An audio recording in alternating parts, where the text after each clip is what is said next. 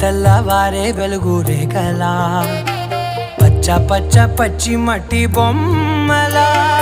అల్లి బిల్లి వెన్న పాల నురగలా అచ్చ తెలుగు ఇంటి పూల కొమ్మలా దేవదేవుడే పంపగా ఇలా దేవతే మా ఇంట అడుగే పెట్టెనంట బ్రహ్మ కళ్ళలో కాంతులే మా అమ్మలా మా కోసం మళ్ళీ లాలి పాడేనంట.